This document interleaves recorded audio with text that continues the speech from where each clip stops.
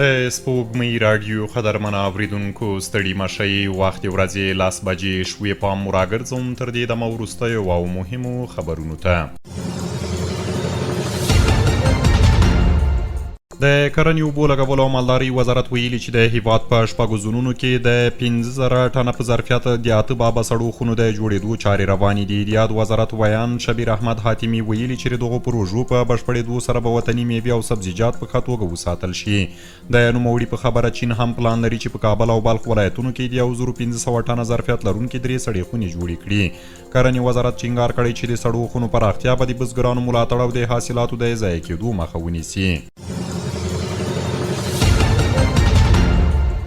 د وینزویلا د ولسمشر مرستیال ډیلسي رودریګز د امریکا د ولسمشر ډونالډ ټرمپ وروستیو څرګندونو ته په غبرګون کې ویلي چې وینزویلا به هیڅکله د امریکا مستعمره نه شي. نوموړي ټینګار کړی چې د دې هیواد خلک د خپل حاکمیت، ملي سرچینو او خپلواکۍ د دفاع لپاره چمتو دي او اجازه به ورنه کړي چې د وینزویلا طبیعي شتمنۍ تر بهرني کنټرول لاندې راشي. رودریګز همداراز د ولسمشر نیکولاس مادورو او د هغه د میرمنې د سمدستي خوشي کېدو غوښتنه کړې او ویلي دي چې د وینزویلا یوازینی مشروع ولسمشر نیکولاس مادورو دی. دا څرګندونې په داسې حال کې دي چې ډونالډ ټرمپ ویلي امریکا به د انتقالي دورې تر پایه د وینزویلا مشري پر غاړه واخلي او د امریکا د نفتو لوی شرکتونه به دغه هیواد ته ولېږدول شي. د چین د بهرنیو چارو وزارت د وینزویلا د ولسمشر نیکولاس مادورو او د هغه د میرمنې نیول کېدل غندلي او د امریکا دا اقدام استبدادي او د ټولو نړیوالو قوانینو سرغړونه بللې ده.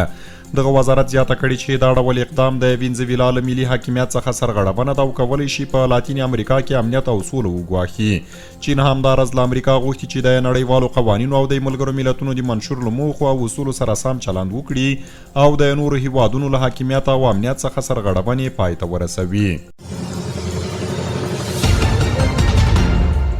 او د ملګرو ملتونو امنیت شورا په وینزویلا کې د امریکا د پوځي عملیاتو په اړه بیړنۍ غونډه جوړوي. اسوشیټډ پریس خبري اژانس د یوې ډیپلوماټیکې سرچینې په حواله راپور ورکړی چې دا ناسته د کولمبیا په غوښتنه او د چین او روسیې په ملاتړ ترسره کیږي.